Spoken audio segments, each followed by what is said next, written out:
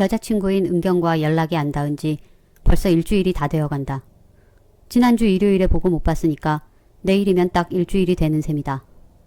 은경과 나는 서로의 직장 때문에 자주 보지는 못해도 하루에 서너 번은 카톡과 통화를 한다. 그런데 지난주 일요일 이후로는 연락두절 상태다. 핸드폰도 이메일도 되지 않는다. 나는 답답한 마음에 은경의 회사에까지 전화를 했다. 장은경 씨 병간했어요. 그녀와 같이 일하는 직원으로부터 짧은 답변이 돌아왔다. 갑자기 웬 병가? 선뜻 이해가 되지 않았다. 지난주 일요일까지만 해도 서촌과 인사동 구석구석을 돌아다녔던 사람이 병가를 일주일이나 낼 정도로 아프다니 말이다. 나는 급기야 그녀의 성북동 집에 찾아가 보기로 했다. 한편으로는 이번 기회에 은경이 부모님께 인사를 드리는 것도 괜찮다 싶었다. 토요일 오후 은경의 어머니는 불쑥 찾아온 나를 친절히 맞아주셨다. 어머니는 나를 은경의 방으로 안내해 주었다. 은경은 방에서 잠들어 있었다. 그녀는 한눈에 보기에도 깊은 잠을 자고 있었는데 아주 평온해 보였다.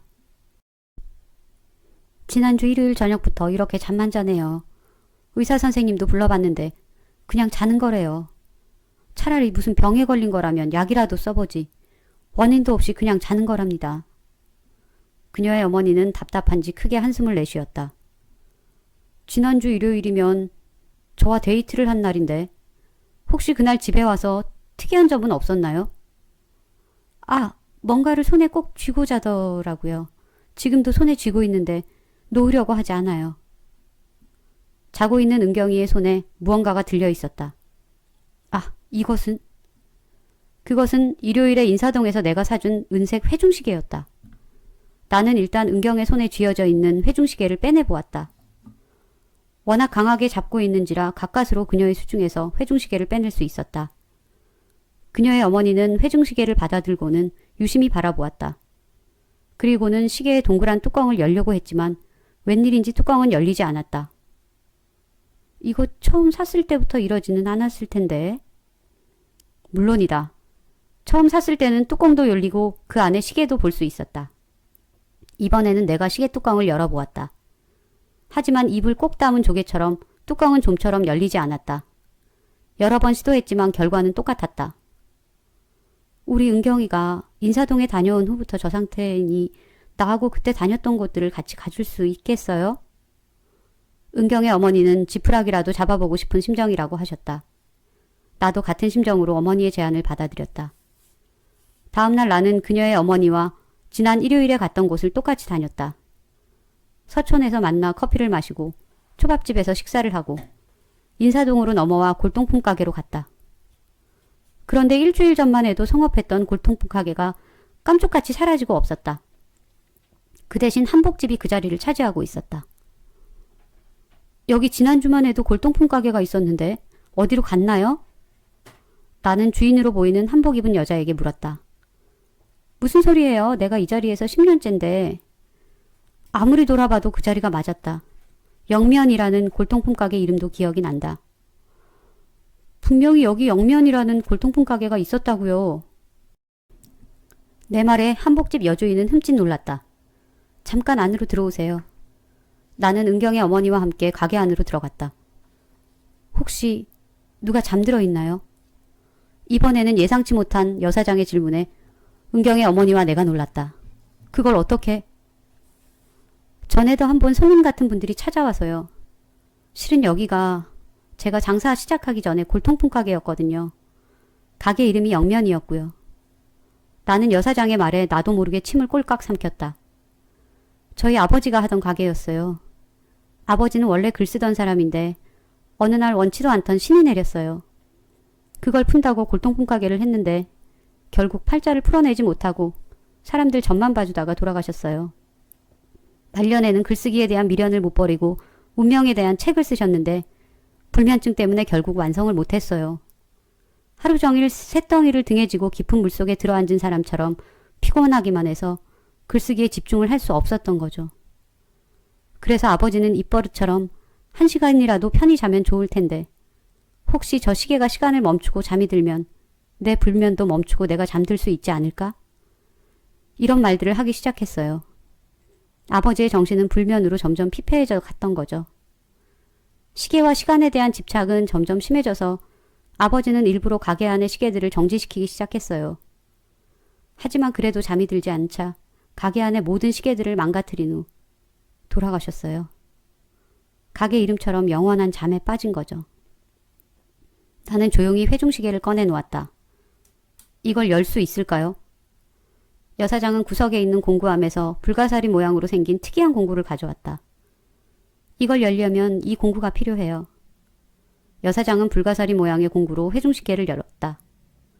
열어보니 시계는 멈추어 있었다. 지난주에 샀을 때는 시계가 잘 가고 뚜껑도 잘 열렸는데 그랬을 겁니다. 시계가 멈추면 뚜껑이 닫히게 되어 있어서. 여사장의 설명을 듣고 돌아서는데 은경의 어머니 핸드폰으로 전화가 왔다. 놀랍게도 은경이었다. 은경이가 지금 막 깨어난 모양이야. 아, 정말요? 어머님 다행이에요. 어머니와 내가 나누는 대화를 들은 여사장은 우리에게 한 가지를 일러주었다. 지금 바로 집으로 가셔서 이 회중시계를 따님에게 주세요. 그리고 따님에게 시계를 산속 깊은 곳에 묻으라고 하세요. 그래야 저주가 풀릴 겁니다. 나와 어머니는 그 길로 은경에게 달려갔다. 은경은 집에서 우리를 기다리고 있었다. 에이, 세상에 저주가 어딨어. 진짜라니까. 어머니하고 내가 직접 가서 확인했다고. 난 그런 거 안 믿어. 그리고 엄마는 어떻게 천주교 신자가 그런 미신을 믿을 수가 있어요? 아니, 그래도 그 사람이 시키는 대로 하는 게 낫지 않을까? 괜히 찜찜하잖아. 은경은 내가 가져온 회중시계를 이리저리 살피며 말했다. 치, 이게 뭐라고 날 잠들게 하고 말고를 해. 말도 안 돼. 은경이는 산에 가서 묻자는 우리의 말을 무시하고 나에게 회중시계를 돌려주었다. 하지만 나와 어머니는 안심이 되지 않았다. 한 달 후 나는 캠핑을 핑계로 은경을 깊은 산으로 데리고 갔다. 물론 은경의 어머니도 허락했다. 한참 산을 올라가는데 앞서가던 은경이가 갑자기 뭐가 생각났는지 돌아섰다. 혹시 상우 씨 회중시계 묻으려고 여기 데려온 거야? 아니, 그게...